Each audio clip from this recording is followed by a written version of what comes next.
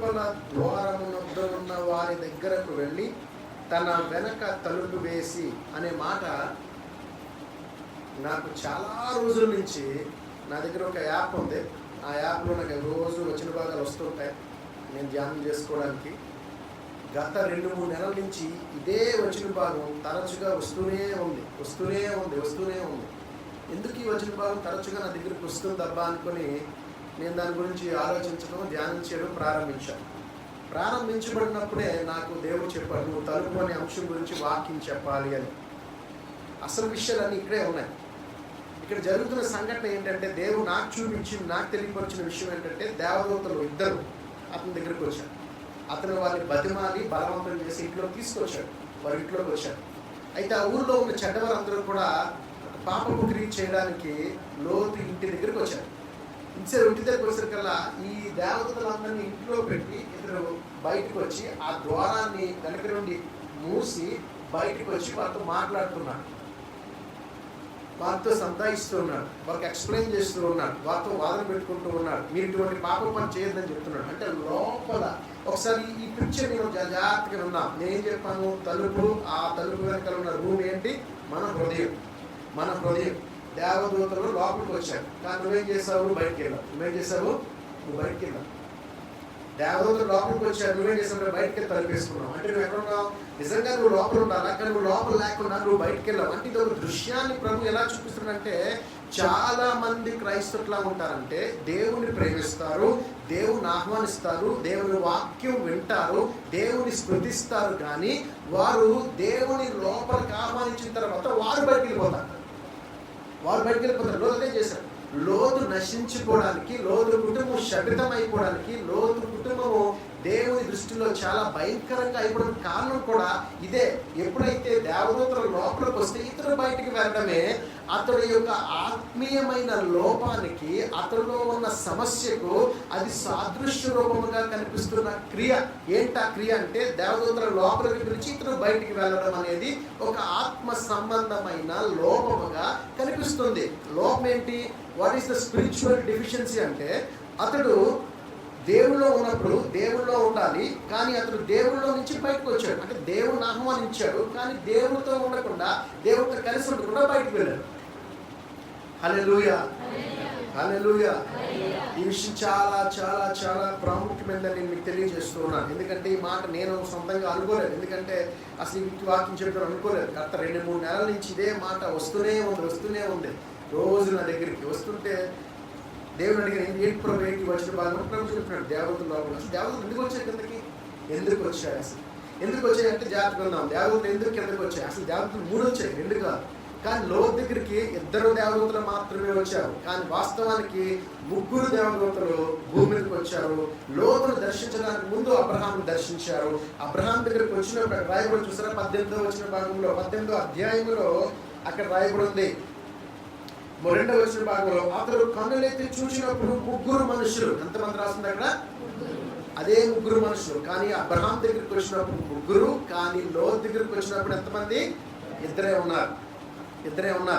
ఎందుకు వచ్చారు ఈ 3 అంటే, దేవుని చేత పంపబడ్డారు. వింటున్నారా, ఎవరి చేత పంపబడ్డారు, దేవుడు చేత. గణా జాతికి మాట చాలా ప్రాముఖ్యమైన, దేవుడి చేత పంపబడ్డారు. ఏ కార్యం నిమిత్తం పంపబడ్డారు, దేవుని వాక్కు ప్రకటించడానికి, దేవుని తీర్పు తీర్చడానికి, దేవుని బిడ్డలను రక్షించడానికి, దేవుడు ప్రమాదముల నుంచి వారికి రక్షణ మార్గాన్ని చూపించడానికి, జరగబోతున్న నష్టముల నుండి వీరిని రక్షించి ఒక మంచి చోటుకి నిలపడానికి దేవుడు తన దూతలను పంపెను. అంటే దేవుని వాక్యం మన హృదయాల్లోకి, మన జీవితాల్లోకి ఎందుకు వస్తుంది అంటే, మనల్ని రక్షించడానికి, మనల్ని కాపాడడానికి, మనం నడవలసిన మార్గం మనకి చూపించడానికి, మనం ఎదుర్కోబోయే పరిస్థితులను మనకు ముందుగా తెలియపరిచి, మన సిద్ధపరిచి, మన బలపరిచి, మనల్ని ఆ ప్రమాదంలో పడకుండా తప్పించి క్షేమకరమైన ప్రదేశంలో నిలిపి ఉంచడానికి దేవుని వాక్యం ఎప్పుడు కూడా మన దగ్గరకు వస్తూ ఉంటుంది. దేవదూతలు ఆ లోతును దర్శించడం అంటే, లోతును రక్షించడానికి, లోతును కాపాడడానికి, దేవుడు సొదొమ గొమొర్రా అనే పట్టణాన్ని అగ్ని గంధకముల చేత కాల్చడానికి నిర్ణయించుకున్న ఆ యొక్క తీర్పు నుండి వీరిని రక్షించి కాపాడడానికి దేవుడు దూతలను పంపాడు. దూతలను పంపడం అనగా దేవుడు ఆ యొక్క వాక్యం వాక్యమును దేవుడు మన దగ్గరికి పంపిస్తున్నాడు. ఈరోజు మనం వాక్యం వింటున్నాం. మన ఉద్దేశం ఏంటంటే దేవుని వాక్యం నన్ను కాపాడుతుంది, దేవుని వాక్యం నాకు మార్గం చూపిస్తుంది, దేవుని వాక్యం నన్ను సరైన దారి నడిపిస్తుంది, దేవుని వాక్యం నన్ను పడిపోకుండా చేస్తుంది, దేవుని వాక్యం రాబోతున్న ప్రమాదం నుంచి తప్పిస్తుంది అనే ఉద్దేశంతోనే మనం అందరం ఇక్కడ కూర్చొని వాక్యం వింటూ చదువుకుంటూ ఆరాధన చేసుకుంటూ ఉన్నాం.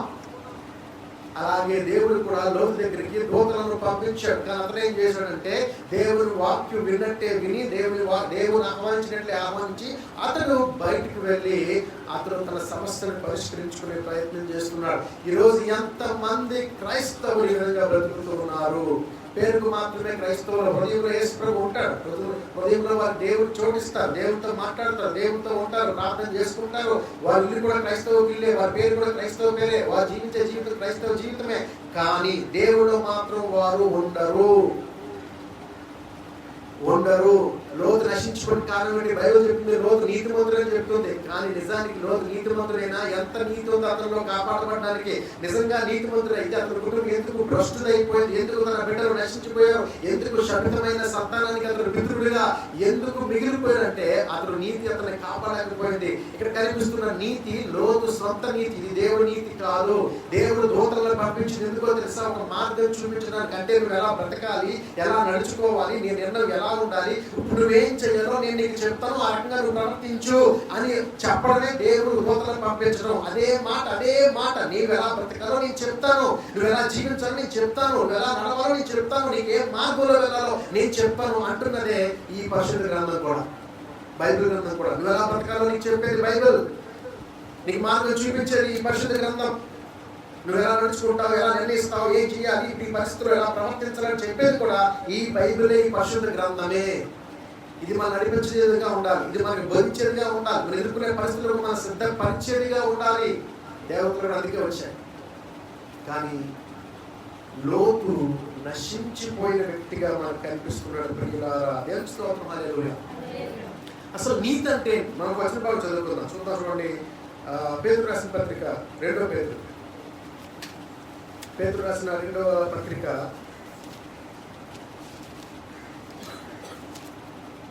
2వ అధ్యాయము 6, 7, 8 వచ్చిన బాగా చదువుకుందాం.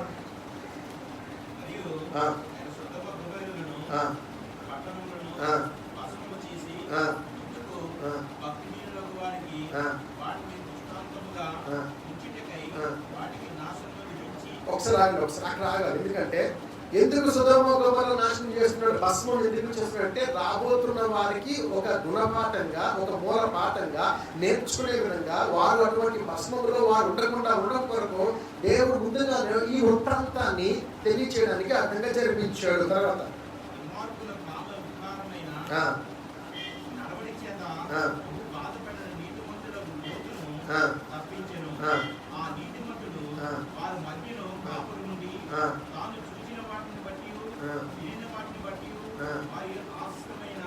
అక్రమమైన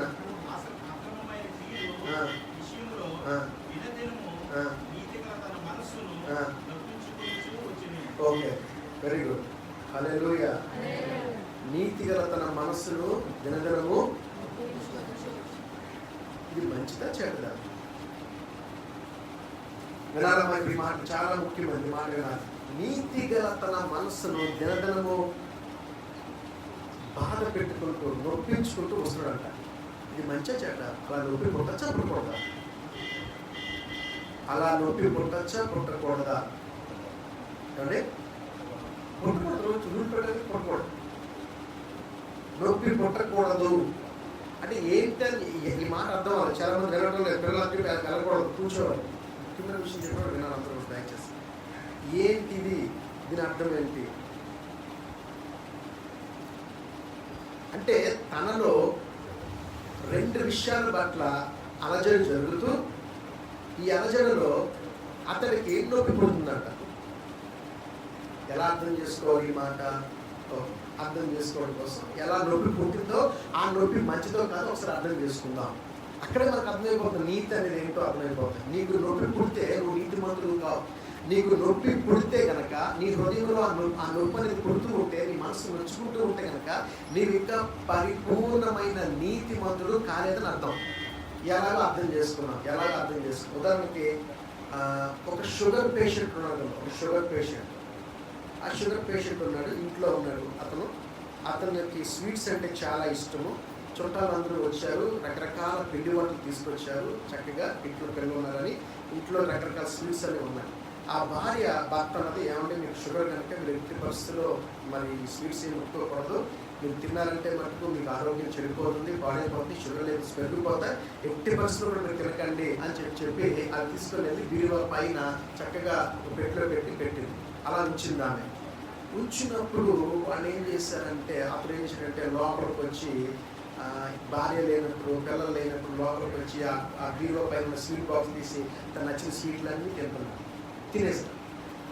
తింటున్నప్పుడు ఎలా ఉంటుంది, తిన్న తర్వాత ఎలా ఉంటుంది, తిన్న తర్వాత ఎలా ఉంటుంది. ఆ భార్య ఇంటికి వచ్చి స్వీట్ బాక్స్ చూస్తే అందులో ఉన్న స్వీట్స్ అన్నీ అయిపోయి ఉంటే ఏమవుతుంది, ఇదంతా కూడా ఎలా ఉందంటే తిన్నప్పుడు బాగానే ఉంటుంది, హ్యాపీగా ఉంటుంది, నచ్చి తిన్నాను బాగుంటుంది. దాని తర్వాత నుంచి ప్రత్యక్షం ఎలా ఉంటుందంటే, నేను తప్పు చేస్తాను, నువ్వు తిన్నావు, షుగర్ పెరిగిపోతుంది, నువ్వు తిన్నావు, నీ భార్య చెప్పిన మాట లేదు, నీకోసం చెప్పింది, మంచి కోసం చెప్పింది, ఎందుకు మన లేదు, ఇది వాళ్ళకి ప్రమాదమే కదా. ఆ క్షణ సుఖం కోసం, ఆ క్షణ ఆనందం కోసం, ఆ క్షణం తృప్తి కోసం, ఆ క్షణం నీ మనసుని తృప్తిపరచుకోవడం కోసం నువ్వు ఇంత పెద్ద రిస్క్ తీసుకున్నావు. దీనివల్ల ఎంత షుగర్ పెరిగి 400-500కి వెళ్తే నీ కిడ్నీ, నీ లివర్, నీ గుండె, నీ కళ్ళు, నీ ముక్కు దెబ్బలు తగిలితే లోపల డ్యామేజ్ అయితే ఏమవుతుంది అనేది అతను తెలుసుకుంటూ ఉంటుంది. అతనికి తెలుసు తినకూడదని, అతనికి చెప్పబడింది తినకూడదని, కానీ అతని ముందు కనిపిస్తుంది తినకుండా, దాన్ని ముట్టుకోకుండా, దాన్ని తీసుకోకుండా అతను ఉండలేకపోతున్నాడు. అతను తినకూడదు అన్న ఆలోచనకి, తినాలి అన్న ఆలోచనకి మధ్య జరుగుతున్న ఈ సంఘర్షణలో అతడు తిననందుకు బాధపడుతున్నాడు. నేను తినేస్తే బాగుంటుందని ఆశపడుతున్నాడు. దాన్ని తిని అతడు అలా ఉన్నందుకు కలుగుతున్న నొప్పి మంచి నొప్పి కాదు. ఇప్పుడు నీకు అర్థమవుతుంది. అంటే ఏంటంటే ఈ మాకు అర్థం ఏం చెప్పాడు దేవుడు, నువ్వు ఏదైతే చెయ్యాలో సరైనది అది నువ్వు చెయ్యకపోవడం వల్ల పుట్టినది ఆ నొప్పి. బయట ఒకసారి చూడండి, మన కారు కానీ మన బైక్లు కానీ ఏమైనా ఒక అడ్డు ఉంటే ఒక్కసారి చూడండి, ఒకసారి మన కారు కానీ మన బైక్ కానీ ఏదైనా అడ్డు ఉందేమో,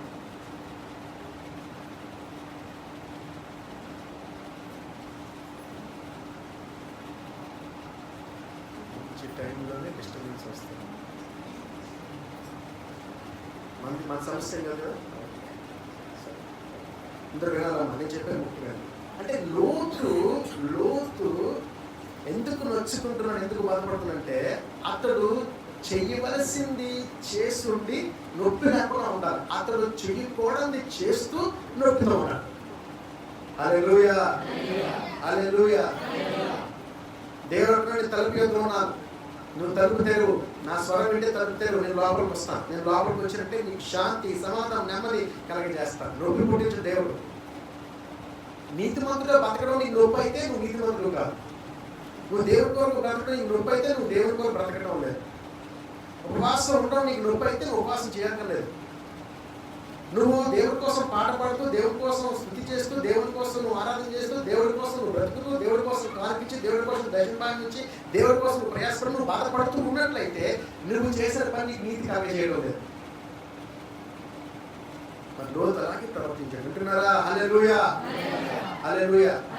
సో లోతు చేసిన ఒక ఆత్మ సంబంధమైన లోపానికి చూపించేదిగా కనిపిస్తుంది. దేవదూతల లోపలికి వచ్చి ఇతడు బయటకు వచ్చి తన వెనక నుండి తలుపులు వేసుకొని బయటకు వెళ్ళాడు. ఇది ఆత్మసమ లోపం. దీన్ని ఎలా చూడాలి, ఎలా అర్థం చేసుకోవాలి అనే మాట మనం పరిశీలిస్తే దేవుడు చెప్తున్నాడు, ఇది అతని నాశనానికి దారి తీసి. ఈ రోజు మనం కూడా 3 విషయాలు చెప్పుకున్నాం, 3 ప్రాముఖ్య విషయాలు చెప్పుకున్నాం.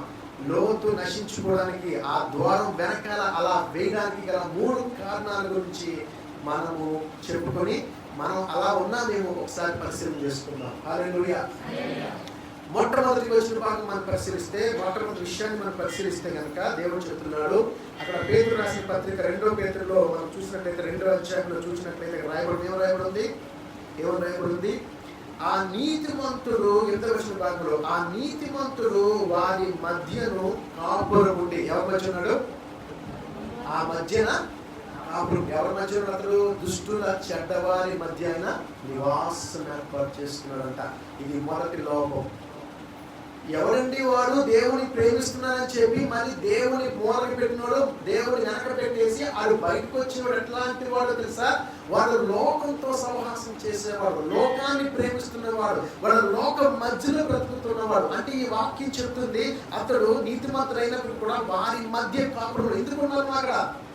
కీర్తన భాగం 1వ అధ్యాయం చెప్తే దుష్టుల దగ్గర కూర్చోవద్దు, దుష్టులతో సహవాసం చేయదు, వాడు దూరంగా జరిగిపోయిన వాక్యం చెప్తుంది. కానీ నువ్వెక్కడికి వెళ్ళావు, నువ్వెక్కడ జీవిస్తున్నావు అంటే నీవు వారి మధ్యనే బ్రతకడానికి ఇష్టపడి వారి మధ్యకి వెళ్ళావు బ్రతకడానికి. అంటే దుష్టులతో సహవాసం, దుష్టులతో సాంగత్యం, దుష్టులతో ఫ్రెండ్షిప్, వారి మధ్య కాపుడు ఉండేను అని వాక్యం అంటున్న ఈ మాటలో కూర్చోవాలి. కాపుడు ఉన్నాడు లోతు వారి మధ్య. ఎవరు? ఈ సొదొమ గొమొర్రా అనే మనుషుల్లో పట్టణంలో ఉన్నారు. ఈ పట్టణం అత్యంత భయంకరమైన, చెడ్డది, చాలా భయంకరమైన పాపం చేసే మనుషులు వీళ్ళు. Man sex, women sex, prostitution, adultery, విగ్రహారాధన, అతి క్రూరమైన నేరాలు, ఘోరాలు, భయంకరమైన పాపాలు. దేవదూతలు ఇంటికి వస్తే వారి పురుషులు అనుకొని పురుషులందరూ వచ్చి వారితో మాకు సెక్స్ కావాలి, వారిని మాకు పంపించని అడుగుతున్నారు. ఆడవు కాదు, మగాళ్ళు అడుగుతున్నారు. అంటే వాళ్ళు ఎంత పాప దృష్టితో ఆలోచనతో ఉన్నారు ఆ పట్టణ ప్రజలు చూస్తే దేవుడు చెప్తున్నాడు. అటువంటి వారి మధ్యకి నువ్వు ఎందుకు అవసరం? నువ్వు ఎవరితో ఫ్రెండ్షిప్ చేస్తున్నావు, ఎవరితో సహవాసం చేస్తున్నావు? ఒక వ్యక్తి సహవాసం చేయాలంటే ఎలా చేస్తాడు సహవాసం తెలుసా? నీకు వారి జీవనం నచ్చితే, వారి లైఫ్ స్టైల్ నచ్చితే, లోకంలో ఉన్న వాటిపైన నీకు ఇష్టము, నీకు మనసు, నీకు మమకారం కోరుకుంటున్నావు, నీ మనసులో కోరుకుంటున్నావు, అందుకనే నువ్వు వారితోనే ఫ్రెండ్షిప్ చేస్తావు. ఒక వ్యక్తి మంచోడా చెడ్డోడా చెప్పాలంటే వాడి ఫ్రెండ్స్ చెప్పచ్చు. ఒక వ్యక్తి ఎవరితో ఫ్రెండ్షిప్ చేస్తున్నాడు అని తెలుసుకుంటే చెప్పచ్చు. వీడు ఎటువంటి వారు, ఎట్లాంటి వారు, ఎలాంటి ప్రవర్తన కలవాలని చెప్పి ఈజీగా చెప్పచ్చు. ఎందుకంటే వారు అటువంటి వారు. తన మనసు తనకు నచ్చని కోరుకోదు, ఎప్పుడు కూడా తనకు నచ్చిందే కోరుకుంటుంది. అంటే నీ మనసులో లోకం, ఆ సొదొమ గొమొర్రా నీ మనసులో ఉంది కనుక నువ్వు ఆ సొదొమ గొమొర్రాతో ఫ్రెండ్షిప్ చేసి సహవాసం చేసి అక్కడికి వెళ్ళి బ్రతుకుతున్నావు. ఎందుకంటే వారి జీవనం నీకు నచ్చింది. ఎటువంటి వాడు తెలుసా? దేవుని పేరుకు మాత్రమే నమ్ముతున్నట్టు, పేరుకు మాత్రమే ఆరాధిస్తున్నట్టు, పేరుకు మాత్రమే దేవుని బిడ్డగా బ్రతుకుతున్న వాడు దేవుడు లోపల పెట్టి వాడు బయటకు వెళ్ళిపోతాడు. అంటే దేవుడితో వాడికి ఎటువంటి సహవాస సంబంధం లేకుండా దేవుడు వేరుగా చూసి పేరుకు మాత్రమే దేవుళ్ళ భావించి బయటకు వెళ్ళి తలిపేసుకునేవాడు. దేవా నువ్వు నా జీవితంలో రావద్దు, ప్రభా నా సమస్యలకు రావద్దు, ప్రభా నా యొక్క స్థితిలో రావద్దు, ప్రభా నాకున్న మాటలతో మధ్యలో రావద్దు, నువ్వు లోపలే ఉండు అని తలుపు వేసుకొని బయటకు వెళ్ళినవాడు. ఎటువంటి వాడు? నీకు నాకు సంబంధం లేదు, నేను నా వ్యక్తిగతంగా కొన్ని పనులు నేను చూసుకుంటాను అనే మనస్తత్వం గలవాడు కదా. అంటే వాడు ఎలాంటి వాడు అంటే ప్రతి చోట, ప్రతి విషయంలో, ప్రతి దాంట్లో కూడా దేవా నువ్వేం చెప్తావు చేస్తాను, నువ్వు ఎలా చెప్తావు నడుచుకుంటా అనేవాడు కాదు.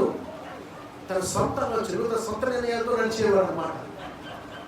ఎక్కడ నువ్వు కాపురం ఉన్నాడు, నువ్వు సొదొమ గొమొర్రా ఎందుకున్నావు, వాళ్ళు చెడ్డవాళ్ళని తెలుసుకుంటున్నావు, అక్కడి నుంచి పారిపోవాలి కదా, దూరంగా జరిగిపోవాలి కదా. నువ్వు ఎందుకు అక్కడే ఉండిపోయావు, అక్కడే ఉండి ఎందుకు బాధపడుతున్నావు నువ్వు? ఎందుకంటే మనకి ఇష్టం, మనకు చాలా ఇష్టం, మనకు సినిమాలు అంటే చాలా ఇష్టం, చూడకుండా ఉండలేము, మనకు సీరియల్స్ అంటే చాలా ఇష్టం, చూడకుండా ఉండలేము. లేటెస్ట్ ఫాలో చేస్తాం, ఎందుకంటే మనకు అది ఇష్టం, అది మన మనసు చెబుతుంది, కోరుకుంటుంది. ఎందుకంటే ఈ మనసు ఎలాగో కోరుకుంటుంది. కావాలి మనకి. ఎందుకని కావాలి నీకు? నేను చెడగొట్టేదిగా కనిపించినప్పుడు దాని జోరు ఎందుకు వెళ్తున్నావు నువ్వు? నేను పాడు చేసేది కనిపించినప్పుడు దాని జోరు ఎందుకు వెళ్తున్నావు నువ్వు? ఎందుకు వెళ్తున్నావు నువ్వు? నీకు డిటర్మినేషన్ ఉందా? అంటే ఎంత స్టిఫ్ గా స్ట్రాంగ్ గా ఉండాల్సిన మనము ఎందుకంటే లూజ్ ఇచ్చామంటే మనకు నచ్చింది, లోకం నచ్చింది, లోకంలో ఉన్న వాటిని నువ్వు ప్రేమిస్తున్నావు. నువ్వు లోకంలో ఉన్న వాటిని ప్రేమించుకోవడం నా బిడ్డ కానే కదా. ప్రభు యోహాను సువార్త, యోహాను పత్రిక రాశాడు దేవుడు. సొదొమ గొమొర్రాలోకి వెళ్ళి అక్కడ కాపుకుంటే వాళ్ళతో సహవాసం ఉన్న నీవు దేవుడిని దూరపరుచుకున్నట్లుగా కనిపిస్తుంది. దేవుడు దయగలవాడు, ప్రేమ గలవాడు, వాత్సల్యత గలవాడు. ఆయన తన బిడ్డలు ఎప్పుడు రక్షించని ఆశపడేవాడు. నిజానికి లోతును రక్షించాలనుకుంది, లోతును బట్టి కాదు, అబ్రహామును బట్టి రక్షించాలనుకున్నాడు. అలాగే ఈరోజు దేవుడు మనకి రక్షించాలనుకుంటుంది మన బట్టి కాదు, యేసుక్రీస్తుని బట్టి. అబ్రహాముని బట్టి లోతును రక్షించాలనుకునే దేవుడికి ఈరోజు మనకు రక్షణ కారణం తెలుసా? యేసుక్రీస్తు. నా బిడ్డ, నా కుమారుడు శిలువపై మరణించి అందరి కొరకు పాప క్షమాపణ చేసి రక్తార్పణం చేసిన ఆ యేసు నామని బట్టి నిన్ను రక్షిస్తాను, నిన్ను కాపాడుతాను, నిన్ను ఆ నరకం నుంచి తప్పిస్తాను, నీ కష్టాల నుంచి తప్పిస్తానని దేవుడు నిర్ణయం తీసుకున్నాడు. అంతేగాని మన బట్టి కాదు, లోతుని బట్టి కాదు. లోతుని బట్టి అయితే అసలు దేవుడు కార్యమే చేయడు. ఎందుకంటే నువ్వు చెడ్డవాడు సహవాసం చేసావు. నీ మనసు నొచ్చుకుంటున్నావు, ఎందుకంటే నువ్వు వార్తలు సహవాసం చేసావు కనుక.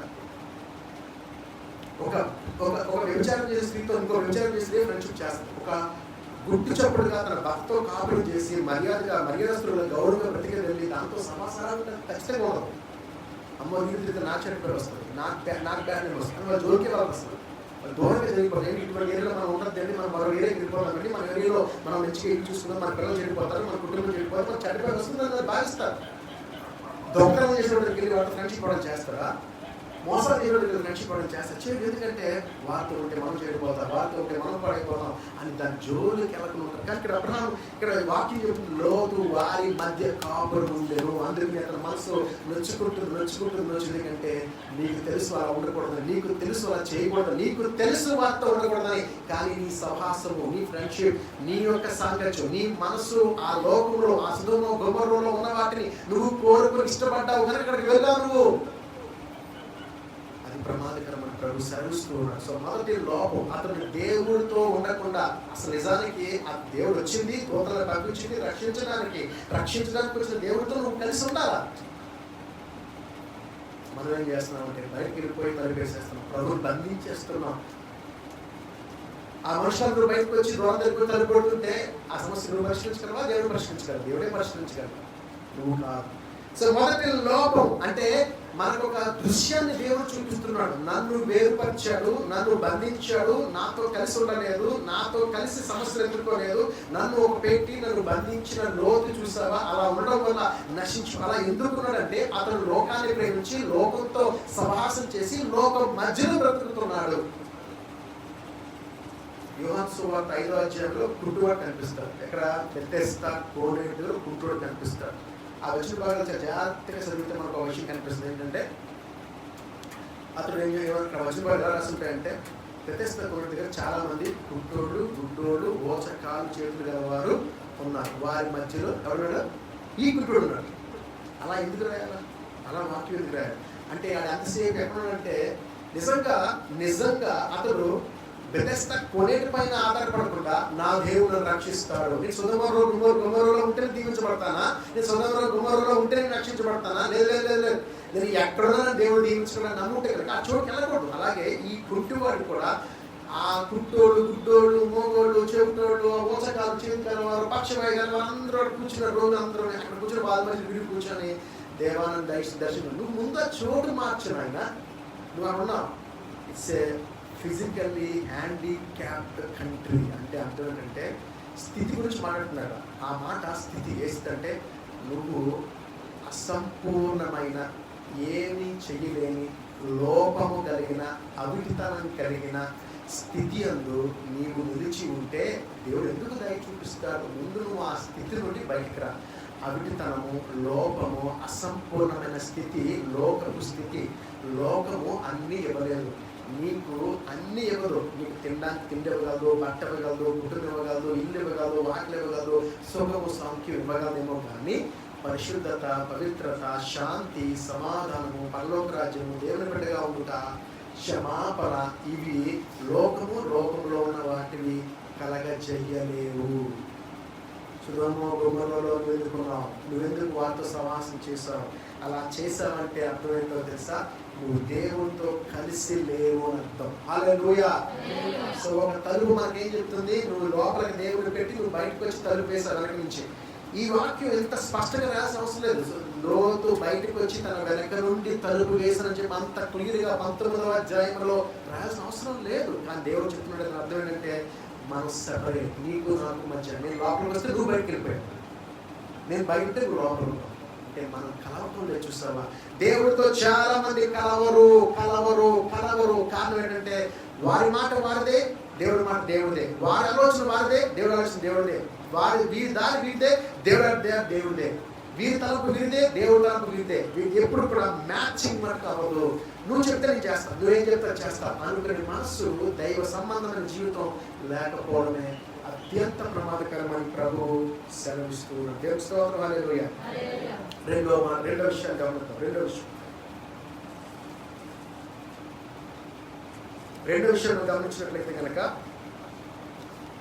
19వ అధ్యాయంలో, ఆదికాండం 19వ అధ్యాయంలో, ఆదికాండం 19వ అధ్యాయంలో మనం చూసినట్లయితే కనుక తప్పుడు నిర్ణయాలు, ఏంటవి? రాంగ్ డెసిషన్స్, తప్పుడు నిర్ణయాలు. నిర్ణయం అంటే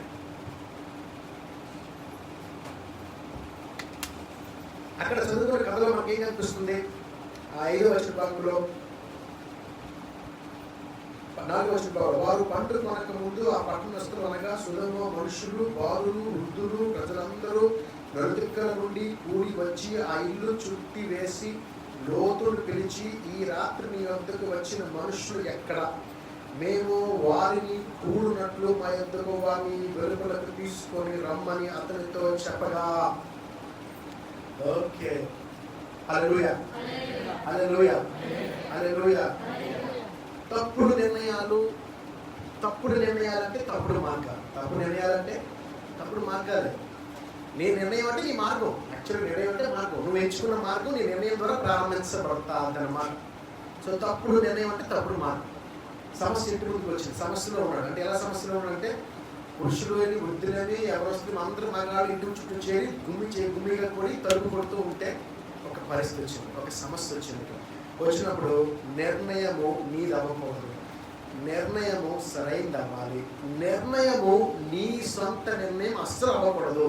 దేవుడు నిర్ణయమే నీ నిర్ణయం అవ్వాలి. రాంగ్ చాయిస్, తప్పుడు నిర్ణయము చాలా భయంకరమైన కష్టానికి దారితీస్తుంది. అవునంటారా కాదంటారా? హల్లెలూయా. ఒక మనిషి నమ్మి నువ్వు డబ్బులు ఇచ్చావనుకో, పొరపాటున ఒక మనిషి నమ్మి డబ్బులు ఇచ్చావు. వాడు చక్కగా మాట్లాడి మాయమాటలు చెప్పి నీకు ఎన్నో కబుర్లు చెప్పి నిన్ను పొగిడి నీకు ఎంతో ఇష్టంగా ఉన్నాడు, నేను అప్పుడప్పుడు పనులు తీసుకుని భోజనం పెట్టాడు, నీ ఫ్రెండ్షిప్ చేశాడు, ప్రతిరోజు నీకు ఉదయం మెసేజ్, సాయంత్రం మెసేజ్, నీకు ఫోన్లు చేసి నీ యోగక్షేమాలు తెలుసుకుంటే నీ కష్టంలో ఉంటే నీ పక్కన నిలబడి నిన్ను ఆదరించిన వాడు వచ్చి నీ దగ్గరికి వచ్చి నాకు 2 లక్షల రూపాయలు అప్రూవ్ ఇబ్బందులు, నీకు 2 రోజుల్లో, ఒక వారం రోజుల్లో, 10 రోజుల్లో ఇచ్చేస్తాను, నీకు అవసరమైతే నీకు వడ్డీ కూడా కట్టేస్తాను అని చెప్పాడు. చెప్పిగానే నువ్వేం చేస్తావంటే, ఇమీడియట్గా నాతో వాడు ఫ్రెండ్షిప్ ఉన్నాడు, నేను ఎంతగానో ఆదుకున్నాడు, నాతో మంచిగా మాట్లాడాడు, నేను బట్టలు తీసుకుని వెళ్ళాడు, నాకు రోజు నా టచ్లో ఉంటాడు, ఇంటి ఎక్కడికి పోతాడు అని చెప్పి ఇంకేం ఆలోచించి టాక్మని 2 లక్షల రూపాయలు ఇచ్చేసామనుకో. అడుగు నీకు పూర్తిగా ఏం తెలియదు, పెద్దగా ఇచ్చేసామనుకో. వాడు ఏం చేస్తాడు, ఒక 10 రోజులు కనిపిస్తున్న తర్వాత జంప్ అయిపోతాడు, కనిపించడు. అదొక ట్రిక్ అనమాట. అంటే ఏంటంటే నీ ఫ్రెండ్షిప్ని, నీ నమ్మకాన్ని సంపాదించడానికి కొద్ది రోజులు నీకు సహాయపడే వ్యక్తిగా నీకు కనిపించి తర్వాత నీ దగ్గర నుంచి పెద్ద మొత్తంలో డబ్బులు తీసుకుని వాడు జంప్ అయిపోయాడు. అది మోసం. నువ్వు తీసుకుని నిర్ణయం ఏ నిర్ణయమో ఇచ్చేద్దాం, డబ్బులు ఇద్దాం అనుకునే నీ నిర్ణయము తప్పుడు నిర్ణయమై నిన్ను కష్టాలు పాలు చేస్తుంది. నువ్వేం చేసావు, డబ్బులు నీ దగ్గర లేవని చెప్పి మరొక దగ్గర తీసుకొచ్చి ఇచ్చావు, నష్టపోయావు. చాలా కాలంగా నష్టపోతూ ఉంటారు. తప్పుడు నిర్ణయము చాలా ప్రభావం చూపిస్తుంది. నిర్ణయం అంటే మన మార్గమే. బయట సమస్య ఉంది, లోతు అనుకుంటున్నాడు, నేను సొంతంగా పరిష్కరించిన నిర్ణయం తీసుకున్నాడు, నేను బయటకు వెళ్తాను నిర్ణయం తీసుకున్నాడు, నేను దాన్ని పరిష్కరిస్తాను నిర్ణయం తీసుకున్నాడు. అలా చేయకూడదు. నీ నిర్ణయము దైవ సంబంధమైన నిర్ణయం అయి ఉండాలి. నీ నిర్ణయము దేవుడితో సంబంధించిందై ఉండాలి. నీ ఇంటిలోకి వచ్చిన దేవదూతలు నీకు సహాయానికి వచ్చారు. నీ ఇంటిలోకి వచ్చిన దేవదూతలు ఆ పరిస్థితి నుండి పూర్తిగా నీకు విడుదల చేయడానికి శక్తి గలవారు. చివరాఖరికి ఆ దేవదూతలు వచ్చే కాపాడారు తప్ప లోతు మాటలు, లోతు నిర్ణయము లోతును కాపాడలేకపోయింది. వాళ్ళందరూ కూడా తలుపులు దోసుకొని గుమ్మిగా పడి అతను లోపలికి వచ్చేస్తుంటే దేవదూతలే వారందరికీ కళ్ళకి గుడితనం కలిగజేసింది. అంటే దేవుడే పరిష్కరించగలడు ఆ సమస్యని తప్ప సొంత నిర్ణయంతో అతను ముందుకు అడిగేసింది, అతనికి నష్టమే చేకూర్చింది. దేవుని వేరు చేసేవాడు, దేవుని వేరుగా ఉంచి బ్రతికేవాడు దేవుని లోపలికి పిలుస్తాడు. అంటే ఏంటి, భక్తిగా ఉంటాడు. కానీ వాడు భక్తిలో ఉండకుండా భక్తిలో నుంచి బయటకు వచ్చేవాడు ఎట్లా ఉంటాడంటే, వాడి నిర్ణయాలు వాడివే, వాడి ఆలోచనలు వాడిదే, వాడి తలంపులు వాడిదే, వాడి సొంత మార్గం వాడు ఎన్నుకుంటాడు. దైవ మార్గం వాడి మార్గం ఒకటి కాదు. అలా ఉండకూడదు ప్రభు సెలవిస్తూ ఉన్నాడు. హల్లెలూయా చెప్తారు, మహారాజు చెప్తారు. హల్లెలూయా, హల్లెలూయా. వ్యక్తిగతంగా నేను చాలాసార్లు దెబ్బైపోయాను, చాలా మంది డబ్బులు పోగొట్టుకున్నాను. చాలా మంది మైసూరానికి పోయి ఫోన్లే అని సహాయం పడితే మనల్ని దెబ్బ తీసుకున్నారు చాలా మంది ఉన్నారు. గుణపాఠాలు అన్నీ కూడా గుణపాఠాలు వస్తాయి. డబ్బులు పోతే పోయింది, పర్వాలేదు. ఇంకేదైనా పోతే దానివల్ల ఇంకెంత నష్టాలు పడాల్సి వస్తుందో, ఎంత బాధపడాల్సి వస్తుందో. ఒక నిర్ణయం చాలా భయంకరమైనది. దేవుని స్తోత్రం. హల్లెలూయా, హల్లెలూయా. కథ గుర్తొస్తుంది. కథ ఏంటంటే, ఒక అమ్మాయి రోజు బయలుదేరుతుంది, గొడిగేసుకుంది. అమ్మాయి గొడిగేసుకుంది, ఎత్తి చెప్పులు వేసింది, హీల్ చెప్పులు వేసింది, లిప్స్టిక్ పెట్టింది, మంచిగా మేకప్ చేసుకొని, రింగులు గాజులు మెడలో నగలేసుకొని, మంచి కాస్ట్లీ డ్రెస్ వేసుకొని టిప్ టాప్గా వెళ్తుంది. రోజు వెళ్తుంది. ఎక్కడికి? కంప్యూటర్ క్లాస్ కాదు. రోజు అబ్బాయి చూస్తున్నాడు, ఈ అమ్మాయి ఎవరబ్బా అని. చూస్తూ చూస్తూ చూస్తూ చూస్తూ ఇటువంటి అమ్మాయిని కనుక మనం లవ్ చేసి పెళ్లి చేసుకుంటే మన లైఫ్ సెటిల్ అయిపోతుందని చెప్పి వాడు ఏంటంటే వాళ్ళ ఫ్రెండ్ దగ్గర బైక్ తీసుకొని రోజు అమ్మాయి వెనకాల బైక్ వెనకాల అమ్మాయి వెనకాల తిరుగుతారు. ఇలా రౌండ్ కొడతారు, ఇలా రౌండ్ వెళ్తుంటే రావడం కార్లో కానీ వెళ్తూ చేస్తారు. కొద్ది రోజులు వాళ్ళిద్దరి మధ్య ప్రేమ పుట్టింది. ఆ అబ్బాయికి అబ్బాయికి నచ్చింది. ఇద్దరు కలిసి ప్రేమించుకున్నారు, వారు పెళ్లి చేసుకున్నారు. మా ఇంట్లో ఒప్పుకోరు అమ్మాయి అంటే, మా ఇంట్లో ఒప్పుకున్న అబ్బాయి అన్నాడు. ఇద్దరు కలిసి పారిపోయి పెళ్లి చేసుకున్నారు. పెళ్లి చేసుకుని వచ్చిన తర్వాత అసలు విషయం తెలిసింది. ఎవరంటే ఆ అమ్మాయి అబ్బాయి తెలుసుకున్న తర్వాత కొన్ని రోజులు 3 నెలలు కనిపించుకుంటూ పోయారు. దాని తర్వాత వచ్చిన తర్వాత తెలిసింది ఆ అబ్బాయి ఎవరంటే రైల్వే స్టేషన్లో సమోసా అనుకున్నాడు. ఆడేమనుకున్నాడంటే, ఈ అమ్మాయి డబ్బున్న అమ్మాయి, ఈ అమ్మాయి లవ్ చేస్తే ఆ డబ్బుతో నేను కూడా సుఖపడి సెటిల్ అయిపోవచ్చు, నా లైఫ్ సెటిల్ అయిపోతుందని ఈడు అనుకున్నాడు. ఆ అమ్మాయి ఏమనుకుంటారు, ఈడ బైక్ మీద టీ-షర్ట్ జీన్ ప్యాంట్ వేసుకొని మీరు తిరుగుతున్నాడు, వీడు డబ్బులు అనుకుని వీడు చేసిందంటే, వీళ్ళు లవ్ చేస్తే నా సెటిల్ అయిపోతుంది అది అనుకుంది. అది ఇంట్లో పని చేసుకునే మంచిది. తప్పుడు నిర్ణయాలు ఎంత ప్రభావం చూపించాయో మనం గమనించాలి. It happens. ఇలా జరుగుతాయి, చాలాసార్లు జరుగుతాయి, చాలాసార్లు జరుగుతూనే ఉంటాయని నేను మనం చేస్తాం. సో తప్పుడు నిర్ణయాలు ప్రభావం చూపిస్తాం. లోతు దేవుని లోపలికి పిలిచి లోపలికి బలవంతం చేసాడు. మనం రమ్మని ఈ భోజనం ఏర్పాటు చేస్తే లోపలికి రాని బలవంతం చేసాడు. లోపలికి వచ్చిన తర్వాత అతను మా బయటకు వెళ్ళిపోయాడు. అంటే నువ్వు దేవుళ్ళు ఎలా ఉన్నావు. మూడో విషయం చూద్దాం. మూడో విషయం గమనించినట్లయితే, హల్లెలూయా హల్లెలూయా హల్లెలూయా హల్లెలూయా. మూడో విషయం, మొదటిది మనం ఏం చెప్తున్నాం, చెడ్డ సహవాసం, లోకంతో సహవాసం. లోకంలో ఉన్నవి నీకు నచ్చేవి కనుక వాటి సహవాసం చేస్తాం. రెండవది, నీ నిర్ణయమే నీ మార్గం, నీ తప్పుడు నిర్ణయాలు, నీ సొంత నిర్ణయాలు, నీ సొంత జ్ఞానం, నీ సొంత తెలివిని నువ్వు నమ్ముకున్నావు. మూడవది, నిలకడ, స్టెబిలిటీ లేకపోవడం, స్థిరత్వం లేకపోవడం, నిలకడ తత్వం లేకపోవడం. అంటే ఏంటంటే అర్థం, నిలకడ లేకపోవడం అంటే ఏంటి అర్థం? నిలకడ లేకపోవడం అంటే ఏంటి అర్థం?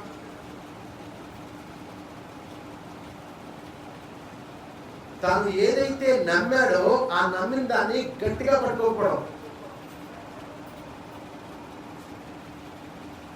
స్టెబిలిటీ, స్థిరత్వం ఎప్పుడు దేవుడు చూస్తాడు. దీన్నే అసలు ఎప్పుడు చూసే దేవుడు ఇదే చూస్తాడు. దేవుడు చూసేది సంవత్సరం అవ్వచ్చు, 2 సంవత్సరాలు అవ్వచ్చు, 3 సంవత్సరాలు అవ్వచ్చు, 10 సంవత్సరాలు అవ్వచ్చు. చాలా మంది ఎలా ఉంటారంటే, వాళ్ళు దేవుడు నమ్ముకున్న రోజు అద్భుతం జరిగిపోనంటారు, దేవుడు నమ్ముకున్న రోజే కార్యం జరిగిపోనంటారు. వచ్చి అంటారు, దేవుడు మనకి కార్యం చేయలేదని అంటారు. నువ్వు ఎంతకాలం దేవుడు నమ్ముకొని, ఎంతకాలం నువ్వు 6 నెలలు, 7 నెలలు, సంవత్సరం కూడా అవ్వదు ఇంకా. కానీ ప్రభు వెంటనే నీ పట్ల అన్ని రకాల కార్యాలు చేశాడు. ప్రభు నువ్వు చూపించు, ముందు ఎంత స్థిరత్వం గలవాడో, నువ్వు ఎంత నిలకడగా నిలబడ్డావు ఒకసారి చూపించు. నువ్వు ఊగిసలాడే మనసు, చంచలమైన మనసు, ప్రతి దానికి లొంగిపోయే మనసు ప్రభువుకు అస్సలు నచ్చదు. ఎదురుకుండా వచ్చి ఏదైనా సరే, ఎంత గట్టిదైనా సరే, దాన్ని స్థిరంగా గట్టిగా పట్టుకొని నడిచేది స్థిరమైన మనసు. ఈ ఫ్యాన్ కూడా మారు మనసు వచ్చింది సార్, క్రమంగా తిరిగేస్తుంది. ఇందాకంటే ఎంత దిక్కున తిరగలేదు, ఇప్పుడు మాత్రం సడన్గా మారు మనసు వచ్చింది. స్థిరత్వం లేదన్నాం కదా, దేవుని స్తోత్రం. హల్లెలూయా హల్లెలూయా హల్లెలూయా. సో ప్రభువుని ప్రియమైన దేవుని బిడ్డలారా, ఇసుక మీద కట్టబడిన ఇల్లు కూలిపోతుంది. ఎండ వచ్చింది, వాన వచ్చింది, వరదలు వచ్చాయి, తుఫాన్ వచ్చింది, అలా గట్టిగా కొట్టాయంట, కొడితే అది పడిపోయిందంట. కానీ బండ మీద కట్టబడిన ఇల్లు గాలి, వాన, తుఫాను, వరదలు ఎన్నొచ్చి కొట్టినా అది మాత్రం స్టడీగా స్ట్రాంగ్గా ఉంది. కారణం ఏంటంటే అర్థం, వాడు దేవుని యందు స్థిరమైన విశ్వాసం గలవాడుగా, దేవుని ఎడల నమ్మకస్తమైన జీవితాన్ని జీవిస్తున్నట్లుగా ఉన్నాడు కనుక. బండ లాంటి హృదయం అంటే ఎలాంటి హృదయం అండి? బండలాంటి హృదయం అంటే ఏంటి? అర్థం ఏంటంటే, నిన్ను లోపం ఎంత కవ్వించినా, ఎంత రెచ్చగొట్టినా, ఎన్ని రకాలుగా నేను మభ్యపెట్టినా నువ్వు లొంగకూడదు అనమాట. లొంగకుండా అంత స్ట్రాంగ్గా, అంత స్టడీగా నువ్వు ఉండాలి అర్థం. దేవునికి స్తోత్రం, హల్లెలూయా. బిలాము మంచి ఉదాహరణ. బిలాము ఏం చేశాడు? ప్రభు దగ్గరికి వెళ్ళాడు. ప్రభు బయలుదేరి వచ్చాడు, నాకు చక్కని కానుకలు తెచ్చాడు, డబ్బు తీసుకొచ్చాడు, బహుమానాలు తీసుకొచ్చాడు, పాలిస్తానన్నాడు, నన్ను ఇజ్రాయేల్ ప్రజలను శపించమని రమ్మంటున్నాడు, నా నోటితో ఏది పడితే జరుగుతుంది కనుక నేను వెళ్ళి వారిని శపించదనా అని ప్రార్థన చేస్తే ఎవడని చెప్పాడు? వద్దు, వారు దీవించబడిన వారు, వారిని శపించదని దేవుడు చెప్తే మళ్ళీ బయటకు వచ్చి ఏం చెప్పాడు? దేవుడు ఆధీనం లేదు, దేవుడు వద్దని చెప్పాడు కనుక నేను ఎంత మాత్రము రాను అని చెప్పాడు. ఆ రాజుకు తెలుసు బిలాము గురించి బాగా. అరే వీడు మనసు మార్చుకుంటాడు, మళ్ళీ ముందుకు తీసుకెళ్లిన బహుమానాల కంటే ఎక్కువ బహుమానం పట్టుకెళ్ళి, ఇంకెక్కువ పట్టుకెళ్ళి. 100 పట్టుకెళ్ళి, ఇప్పుడు 200 పట్టుకెళ్ళి, ముందు 200 పట్టుకెళ్ళి, ఇప్పుడు 300 పట్టుకెళ్ళి, ఇంకా ఎక్కువ బట్టలు పట్టుకెళ్ళి, ఇంకా ఎక్కువ వస్తువులు పట్టుకెళ్ళి, ఇంకా ఎక్కువ తీసుకుని వెళ్ళు అని చెప్తే అవి చూడగానే తన మనసు మారిపోయింది. అతను మనసు మారినంత మాత్రం చేత దేవుని వాక్యం మారదు, తన మనసు మార్చినంత మాత్రం చేత దేవుని నిర్ణయం మారదు. మళ్ళీ తిరిగి దేవుడి దగ్గరికి వెళ్ళి ప్రభువా ఏం చేయమంటావు? బిలాము బాలాకు అంటే ఎక్కువ బహుమానం తీసుకొచ్చాడు, వెళ్ళమంటావు వద్దంటావా? నువ్వు మనసు మార్చుకున్నట్లు దేవుడు మనసు మార్చుకోడు. స్థిరం లేనివాడా? కష్టాలు వచ్చినప్పుడు ప్రభువా ప్రభువా ప్రభు అని, అన్ని బాగున్నప్పుడు ప్రభుని విడిచిపెట్టేవాడు కూడా స్థిరం లేనివాడే. కష్టాలు వచ్చినప్పుడు ప్రతిరోజు ప్రార్థన చేసి అంతా బాగున్న తర్వాత ప్రార్థన విడిచిపెట్టేవాడు కూడా స్థిరం లేనివాడే. అంటే నీకు రోజు కష్టాలు ఉండాలా? ప్రభు దయదలిచి నీ కష్టాలు తీసివేసి, నీ బాధలు తీసివేసి, నీకు నెమ్మది కలిగించడం ప్రభు తప్పైపోయింది. ప్రభు తప్పదు. ఎందుకంటే నువ్వు స్థిరంగా ఉంటావని ప్రభుని దీవించి నీకు ఇస్తే, నువ్వు స్థిరం లేకుండా ప్రభునే మర్చిపోయి ప్రభు దగ్గరికి రాకుండా, ప్రభుని కనపరచకుండా నువ్వు ఇష్టానుసారంగా ఉంటున్నావు. నువ్వు స్థిరత గలవాడేనా? ఇజ్రాయేల్ ప్రజలు 40 సంవత్సరాలు కూడా ఎలా తిరిగారనుకుంటున్నాం? ఇలా ఇలా ఇలా ఇలా ఇలా ఇలా తిరిగారు. పక్కకైతే 3 నెలలు వెళ్ళిపోవచ్చు, 3 నెలల్లో ప్రశాంతంగా వెళ్ళిపోవచ్చు కనాన్ దేశం. కానీ అలా అన్నప్పుడు దేవుడు వాడిని 14 సార్లు స్టాపింగ్ చేశాడు. 14 స్టాప్ 40 సంవత్సరాలకి స్టాప్ చేసి తిప్పి మళ్ళీ ముందుకి వెనక్కి తిప్పి. ఎందుకంటే వీళ్ళు స్థిరం లేని వాళ్ళండి. వీళ్ళు అప్పుడే భక్తి పుడుతుంది, అప్పుడే భక్తి పోతుంది, అప్పుడే ప్రార్థన చేస్తారు, అప్పుడే దేవుని తిడతారు. అప్పటి వరకు నమ్మకంగా ఉంటారు, అప్పుడు తర్వాత నమ్మకం పోతుంది. అప్పటి వరకు ఉపాసన ఉంటారు, తర్వాత ఉపాసన పోతుంది. వారు ఏ భక్తులు నేను చెప్పలేకపోతున్నారు, కనిపెడుతున్నారు, వారు చూస్తున్నారు. ఈ భక్తి స్థిరంగా ఉంటుందా? వీరు దీవించి కాలంలో అడుగు పెడదామంటే వీరు అబ్రహాము, ఇస్సాకు, యాకోబు లాంటి, ఆ యేసు లాంటి స్థిరమైన బలమైన ఆ దేవుని మీద నిలబడి కట్టుబడి జీవితం వీళ్ళకి ఉందా లేదా అని పరీక్ష చేద్దామని చూస్తున్నంత సేపు కూడా వీళ్ళు స్థిరంగా ఉండలేకపోతున్నారు అన్నట్టు. స్థిరం లేని దేవుడు దీవించడే, స్థిరం లేని ఆశీర్వాదాలు దక్కవు. 100 రూపాయలు ఉన్నప్పుడు నమ్మకంగా ఉన్నప్పుడు 1000 రూపాయలు నమ్మకం ఉండదు. 1000 రూపాయలు నమ్మకం ఉంటే 10,000 వస్తుంది. 10,000 నమ్మకం ఉంటే 1,00,000 రూపాయలు వస్తుంది. 1,00,000 రూపాయలు నమ్మకం అయితే 10 లక్షలు వస్తుంది. అంతేగా దేవుడు చెప్పాడు, నమ్మకమైన దాసుడా, నీకు తలాంత ఇస్తే నువ్వేం చేసావు? దాన్ని గొయ్యి తీసి మట్టిలో కప్పెట్టావు. నువ్వు దాన్ని వృద్ధి చేయలేకపోయావు, నీ నమ్మకత్వం రుజువు చేసుకోలేకపోయావు. నువ్వు వస్తే మళ్ళీ అదే కాసు, ఏ కాసు నువ్వు నష్టం ఏది పెట్టావు అదే కాసు అడుగుతావు అని భయపడి దాన్ని గొయ్యి తీసి కప్పెట్టి నువ్వు వస్తే నీకు ఇచ్చేద్దామని చూస్తాను వాడు. దేవుడు అన్నాడు, నీవు బద్ధకస్తుడివి, వీడు తీసుకొని వెళ్ళి చెట్ల చోటు వేయండి అని చెప్పి ప్రభు అంటున్నాడు. దేవుడు ప్రభు చెప్తున్న మాట చూస్తున్నావా? Stability is the most important thing. Stability, స్థిరత్వం, నిలకడతత్వం చాలా ప్రాముఖ్యమైంది. క్రిస్మస్ ఒకలాగా, న్యూ ఇయర్లో ఒకలాగా, తర్వాత ఒకలాగా నీ జీవితము అటువంటి మనస్తత్వం ఉండకూడదు, మార్పు చెందకూడదు. కష్టాల్లో కూడా ఒకలా ఉండాలి. అగ్నిగుండం దగ్గర తీసుకుని వచ్చి నెబుకద్నెజరు మహారాజు షద్రక్, మేషక్, అబేద్నెగోలను చూపిస్తున్నాడు. చూసావా అగ్నిగుండం ఎంత గట్టిగా ఉందో, ఎంత భయంకరంగా ఉందో, ఎంత వేడిగా ఉందో చూసావా అంటే దాన్ని చూస్తున్న వారి మనసు గుండె కరగలేదు. సింహపు బోన్లో వేసినప్పుడు సింహాన్ని చూసి దానియేలు గుండె కరగలేదు. గుండె కరగలేదు, మనస్సు మారలేదు, ఆలోచన మారలేదు, తలకు మారలేదు, అందులో భయం పుట్టలేదు. అయ్యో చచ్చిపోతానన్న ఆలోచన వచ్చి మనస్సు మార్చుకొని ప్రభుని విడిచిపెట్టి ప్రభు వ్యతిరేకంగా లేరు. సింహ బోన్లోకి వెళ్తావు అని దేవుడికి తెలియదా? దానియేలు ప్రతిరోజు కూడా తూర్పు వైపు కిటికీలు తెరిచి చేతులు పైకెత్తి గట్టిగా బిగ్గరగా ట్యాంకులు వేసి ప్రార్థన చేస్తుంటే దేవుడికి తెలియదా నువ్వు సింహ బోన్లో పడతావని? చూసి దేవుడు అనుకున్నాడు, ఎటస్సి నువ్వేం చేస్తావు చూద్దాం. తీసుకుని సింహ బోన్లో వేస్తే ఆ సింహాన్ని చూడగానే, ఆ సింహ బోన్లో తీసుకెళ్ళగానే పౌరుడు వదిలేని ప్లేస్ ఎప్పుడు ప్రార్థన అన్నాడా? లేదే. సింహ బోన్లో పడవేసి ఎదురుగుండా ఒక భయంకరమైన సింహం, అప్పటికే 4 రోజుల నుంచి ఆకలితో అలమటిస్తున్న సింహము, ఆహారం దొరికితే ఎగిరి దుమ్ములు కూడా మిగల్చకుండా తినేసే అంత ఆకలితో ఉన్న ఒక సింహము, అది కూడా మనిషి కంటే అత్యంత బలమైన క్రూరమైన సింహము అక్కడ నిలబడి ఉంటే దాన్ని చూస్తే అతనికి ఎందుకు వణుకు పుట్టలేదు, ఎందుకు భయం పుట్టలేదంటే అతను మనసు ఎందుకు మార్చుకోలేకపోయాడు? దాన్ని స్థిరత్వం, అందుకని అతన్ని దీవించాడు, ఆశీర్వదించాడు. లోతులో లోపించింది నిలకడ తత్వమే, స్థిరత్వమే, స్టెబిలిటీ అందులో లోపించింది. ఒక వారం వస్తే చర్చికి మనం మరో వారం రావు, ఒక వారం 10 గంటలకు వస్తే మరో వారం 11:30కి వస్తాం, ఒక వారం పిల్లలు వస్తే తల్లి వస్తే పిల్లలు రాదు, ఒక రోజు భర్త వస్తే భర్త పిల్లలు వస్తే రారు. అమ్మో నేను దేవుడు తగ్గిపోతున్నాను, దేవుడికి వెళ్ళాలి, దేవుడు సరిగ్గా నాకు ముఖ్యం అనుకునేవారు అంతమంది ఉన్నారు. చిన్న నొప్పి వచ్చిన కాళ్ళు చర్చికి రారు, చిన్న తలనొప్పి వచ్చి చర్చికి రారు, చిన్న కళ్ళు తలరాదు చర్చికి వెళ్ళిపో. కడుపు నొప్పి వచ్చింది ఆదివారం మధ్యాహ్నం చికెన్ తినడం మానేసావమ్మా చెప్పు, కడుపు నొప్పి వచ్చిన మధ్యాహ్నం ఆదివారం మధ్యాహ్నం బిర్యానీ తినడం మానేసావా చెప్పు, కడుపు నొప్పి వచ్చిన టీవీ మానేసావా, కడుపు నొప్పి వచ్చిన షాపింగ్ కాల్ వెళ్ళడం మానేసావా, కడుపు నొప్పి వచ్చిన పుట్టాలకు వెళ్ళడం మానేసావా, కడుపు నొప్పి ఫోన్ చేయడం మానేసావా, ఏది మానేసావా? కానీ దేవుడి దగ్గర మాత్రం రావడం మాత్రం నువ్వు మానేసావు. ఎందుకంటే ఆ చిన్న సమస్య నీ మనస్సుని, నీ నిర్ణయాన్ని, నీ స్థిరత్వాన్ని ప్రశ్నించింది కనుక నువ్వు చక్కగా తప్పిపోయేవారు అంతే. హల్లెలూయా, హల్లెలూయా. ప్రభువు ఇస్తున్న మాటను ఒకసారి గమనిద్దాం. లోతు దేవుని వాక్యము, దేవుని తీర్పు, దేవుని రక్షణ, దేవుని నడిపింపు, దేవుని మార్గము తన దగ్గరికి వస్తే దాన్ని తీసుకొని తాను, తన కుటుంబం, తన బిడ్డలు బాగుపడి దీవించబడవలసిన స్థితి నుండి అతను ఎలా దిగజారి పడిపోయి నశించిపోయాడంటే దృశ్యం దేవుడు చూపిస్తున్నాడు. ఎందుకంటే లోతు హృదయములో దేవుడు లేడు.